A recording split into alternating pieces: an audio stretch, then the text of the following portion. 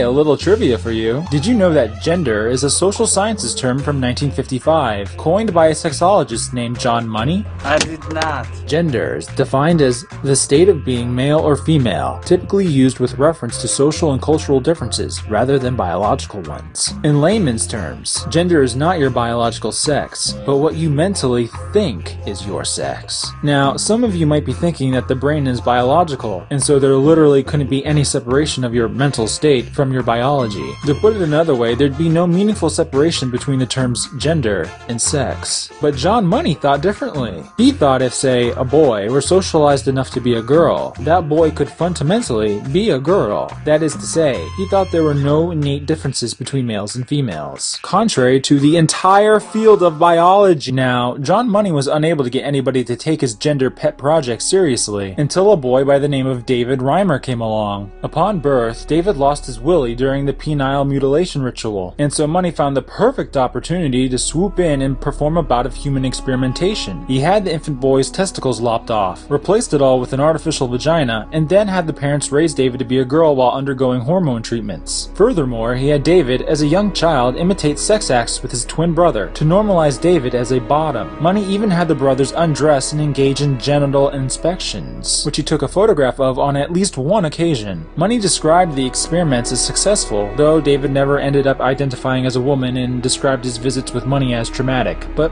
whatever, close enough. Except that in adulthood, David's brother killed himself by ODing on antidepressants, and David later shot himself in the head with a sawed-off shotgun. You're always going to see people that are going to say, well, the Dave Reimer case could have been successful. I'm living proof, and if you're not going to take my word as gospel, because I have lived through it, who else are you going to listen to?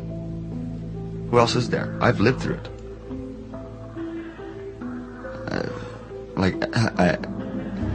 Is it going to take somebody to wind up killing themselves, shooting themselves in the head for people to listen?